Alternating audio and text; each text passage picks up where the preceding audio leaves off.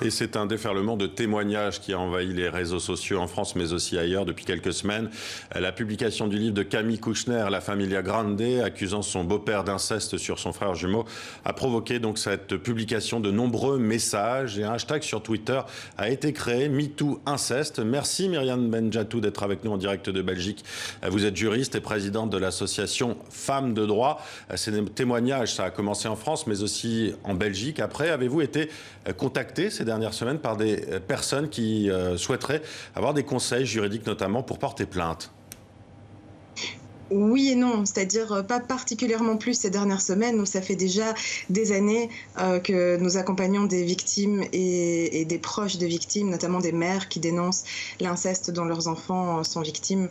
Donc voilà, moi je ne remarque pas une augmentation particulière des demandes d'aide par rapport à l'inceste ces dernières semaines. Par contre, je constate l'ampleur du phénomène depuis des années déjà. Et est-ce que justement, là, ce qui se passe sur Twitter aujourd'hui, ça a libéré la parole pour vous d'une certaine manière? Pas du tout. Pour moi, ça a libéré l'écoute, mais absolument pas la parole. Les victimes parlent depuis des années. On a vu ce témoignage qui a été partagé sur les réseaux sociaux qui date de 1986. Donc on n'est quand même pas sur un truc récent. En 86, moi j'avais 2 ans. Donc ça fait des années que les victimes parlent. Des livres sur l'inceste, il y en a déjà eu des dizaines qui sont parfois merveilleusement bien écrits. Celui de Madame Kouchner est aussi très bien écrit d'ailleurs. Mais ce n'est pas la première fois qu'on en parle. Ça fait vraiment des années. Et par contre, ce que je vois, c'est une libération de l'écoute et une augmentation du temps de disponibilité médiatique qu'on accorde à cette question. Ce que vous dites en clair, c'est qu'il y avait un tabou, en tout cas sur l'inceste, en France, mais sans doute aussi en Belgique, et notamment que les gens ne voulaient pas voir cette réalité. C'est quelque chose qu'on n'a pas envie d'entendre. On a envie de penser qu'à l'intérieur des familles, les enfants sont en sécurité. Et malheureusement, ce n'est pas toujours le cas. Et c'est tellement inhumain et c'est tellement immonde de s'imaginer ça qu'on préfère faire comme si ça n'existait pas.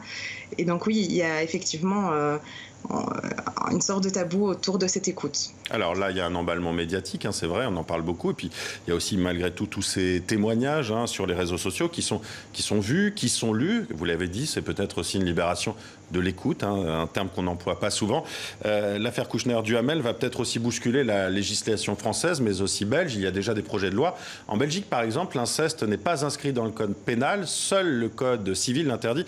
Qu'est-ce que ça veut dire précisément pour vous qui êtes une juriste et quelle problématique cela pose-t-il ?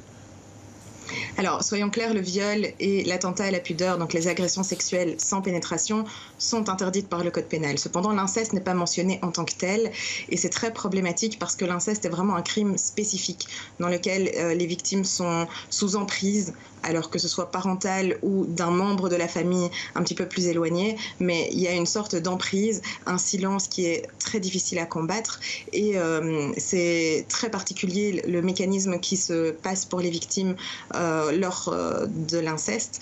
Notamment les modes de preuve vont être assez différents d'un viol entre guillemets classique, ou en tout cas qui ressemble plus à la représentation qu'on peut s'en faire. On a très peu de fluides corporels, par exemple, qui peuvent être recueillis. Ça va plutôt être basé sur des témoignages, des expertises. Et ça, c'est vraiment pas pris en compte par le code pénal actuellement. Et par ailleurs, symboliquement, dire dans le code pénal l'inceste est interdit, c'est important et notre société a besoin de symboles.